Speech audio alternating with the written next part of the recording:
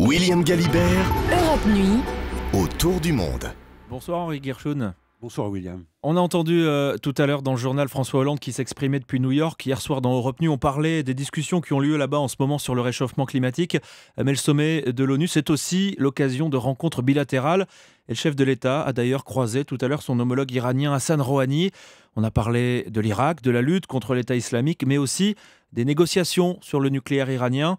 Henri, pourquoi est-ce qu'elles sont tellement importantes, ces négociations ? Bien, William, imaginez ce qui se produirait si l'Iran parvenait à se doter de la bombe atomique. Tout le rapport de force dans la région en serait bouleversé, avec pour conséquence la relance d'une course générale à la bombe, d'abord dans tous les pays de la région qui en ont les moyens, comme par exemple la Turquie, l'Arabie Saoudite, l'Égypte, et puis au-delà du Moyen-Orient, dans des pays qui seraient à leur tour tentés de franchir le pas, peut-être le Japon, la Corée du Sud, ou d'autres ailleurs dans le monde. Le risque de voir l'arme nucléaire tomber un jour entre les mains de gens irresponsables serait décuplé, et s'en serait sans doute fini aussi de l'espoir d'un désarmement mondial, idée qui avance certes cas un cas, mais qui a tout de même permis jusqu'ici de préserver les grands équilibres et d'éviter le pire. Ce sont des négociations au long cours. Est-ce qu'elles ont une chance d'aboutir ? Alors, il y a presque un an, l'Iran et les grandes puissances étaient parvenus à un accord intermédiaire et avaient convenu de se donner une année de plus pour aboutir à un accord final, en se fixant même une date butoir, le 24 novembre prochain. Mais depuis des semaines, ce qui filtre des négociations n'est guère encourageant. On indique de part et d'autre que rien n'a vraiment avancé et qu'on est assez loin d'un accord, même si en diplomatie, il peut toujours y avoir une percée de dernière minute. Ils sont où les principaux points de blocage ?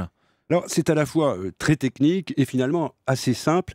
Il s'agit d'obtenir l'assurance que l'Iran ne pourra en aucun cas fabriquer une bombe rapidement. Et cela pour avoir, au cas où, encore le temps de réagir. Le point clé, c'est l'enrichissement de l'uranium et les centrifugeuses. Les Iraniens en possèdent près de 20 000. Les Occidentaux voudraient qu'il en reste moins de 2 000 et personne ne veut céder. Et la dernière idée, d'ailleurs assez amusante, qui est sur la table, ce serait tout simplement de retirer certains des tuyaux qui connectent les centrifugeuses, ce qui serait un compromis entre leur destruction, ce que veulent les Occidentaux, et leur maintien en activité, ce que veut l'Iran. Mais en réalité, William, dans tout cela, ce qui est le plus important, c'est la question politique. Qui a la main à Téhéran entre les modérés et les durs du régime ? Et surtout, quel nouveau rôle les Occidentaux, et en particulier les Américains, veulent donner à l'Iran ? Un Iran islamiste mais chiite, qui est l'ennemi absolu des extrémistes de l'État islamique, qui, eux, sont sunnites.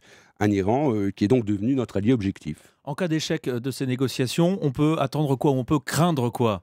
Il y a de fortes chances finalement qu'on se débrouille pour repousser adroitement les dates butoirs et pour faire durer encore assez longtemps les pourparlers, car ni l'Europe, ni les États-Unis, ni l'Iran n'ont intérêt à rompre, surtout pas en ce moment.